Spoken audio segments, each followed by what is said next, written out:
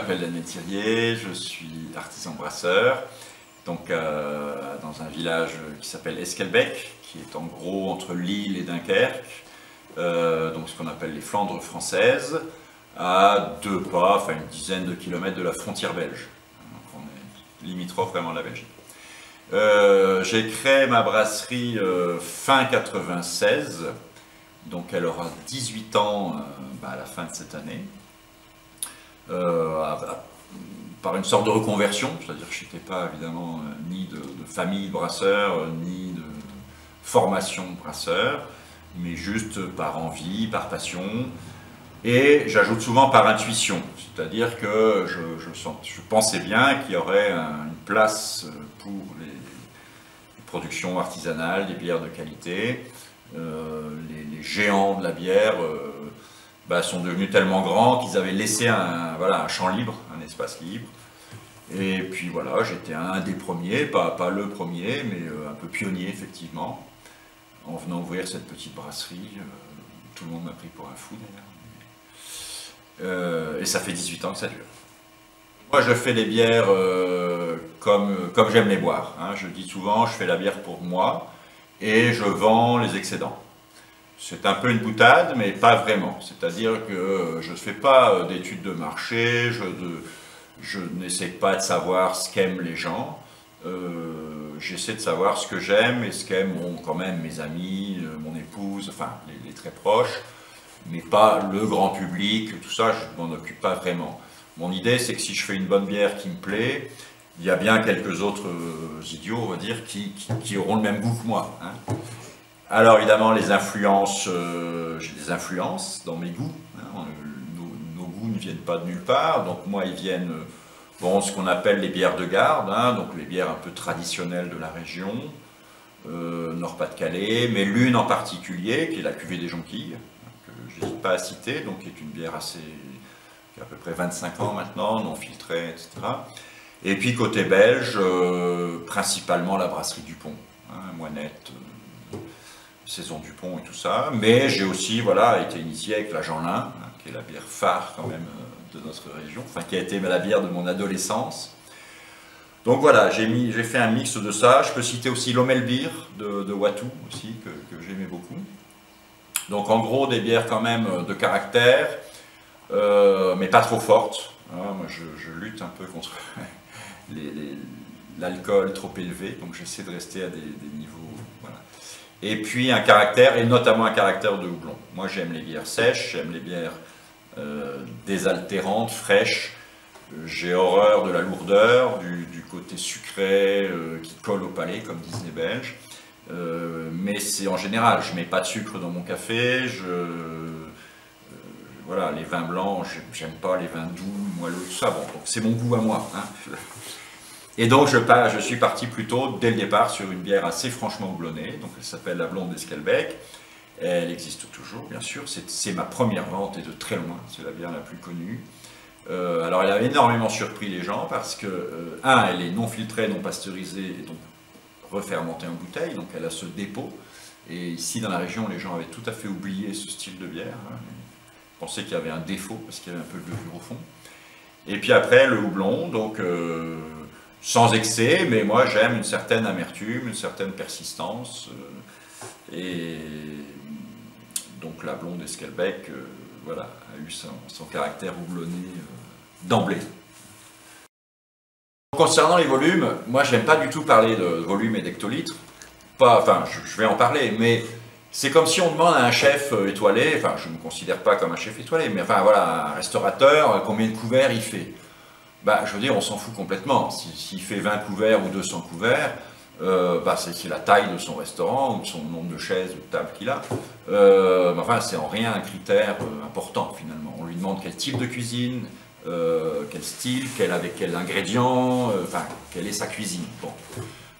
Donc voilà, en brasserie, moi je voudrais vraiment qu'on oublie un peu. Il y a d'excellentes grandes brasseries, d'excellentes toutes petites brasseries. La taille, c'est un critère un peu annexe en fait, hein, pour moi, et qui est encore trop souvent devant. Quoi. On demande combien d'hectos. Bon. Encore une fois, un chef, on ne lui demande pas combien de couverts. Hein. Bon. Sinon, c'est Flunch qui est le gagnant. Hein. Faut pas oublié. Bon, alors, moi j'ai démarré autour de, pour reparler d'hectolitres, autour de 400, 500 hectos, je pense, la première année, ça fait 50 000 litres. Bon, aujourd'hui, un peu plus de 15 ans après, je suis à peu près à 1500, 1600 hectolitres. Donc c'est une croissance absolument continue, mais très lente. Et c'est tout à fait volontaire. Donc voilà, je vais arriver à 2000 hectolitres dans 2-3 ans. Moi, je tiens absolument à maîtriser la croissance, je ne veux pas de fuite en avant. J'exclus aussi, c'est important, toute sous-traitance. C'est-à-dire que moi, tout ce que je vends, je le fais. Et si j'en ai plus, j'en ai plus. Je ne fais pas fabriquer ailleurs, en aucune façon. Et voilà, je vais à mon rythme, en fait, tout simplement. Voilà, donc 2000 hectos, bah, ça fera à peu près 250 000 bouteilles, hein, pour donner une idée, par an. Enfin, ça raisonne par an. Donc ça reste dans la catégorie petit. Hein, les industriels comptent en millions d'hectolitres. Voilà. Mais moi j'ai un... Enfin, voilà, small is beautiful. Donc, je défends ce point de vue-là. Il faut savoir qu'historiquement, ce qu'on appelle la révolution, hein, de la brasserie artisanale, elle est née aux États-Unis. Hein, le mouvement a démarré aux États-Unis dans les années 80. Donc bon. Et donc il y a aujourd'hui, ils ne sont pas loin de 3000 brasseries, hein, aux États-Unis, indépendantes, dont certaines sont de taille importante. Hein, pour nous, à notre échelle, ce sont des très grosses brasseries. Voilà, donc il y a une créativité, un dynamisme aux États-Unis extraordinaire, assez méconnu, enfin qui commence à être connu en Europe, mais qui est encore méconnu. Et parallèlement, il y a eu tous ces nouveaux houblons, donc là, qui sont sur la côte ouest, hein, côté Pacifique, qui ont apporté aussi des nouvelles saveurs, ces goûts fruités dont je parlais. Alors par ailleurs, il se trouve que moi je suis assez américanophile, j'ai la chance de parler anglais assez bien, j'ai une épouse québécoise, donc nord-américaine, donc voilà, je traverse assez souvent l'Atlantique si on veut, et j'ai eu l'occasion de rencontrer et d'aller aux États-Unis un certain nombre de fois, et donc de brasser avec certains d'entre eux, enfin de brasser là-bas, de brasser ici. Enfin bon, voilà, il y a un certain nombre de connexions avec des brasseurs américains, entre autres, hein, c'est pas bon. Et donc j'ai fait une bière un peu vraiment inspirée d'une bière, une certaine catégorie de bière américaine, ce qu'on appelait les double IPA, hein, double IPA, si on prononce en américaine. Et puis je contribue aussi, enfin je suis en relation avec des brasseries américaines inspirées par les styles locaux, notamment le style de ce qu'on dit de saison, c'est-à-dire des bières assez légères, donc style saison Dupont, hein, ça.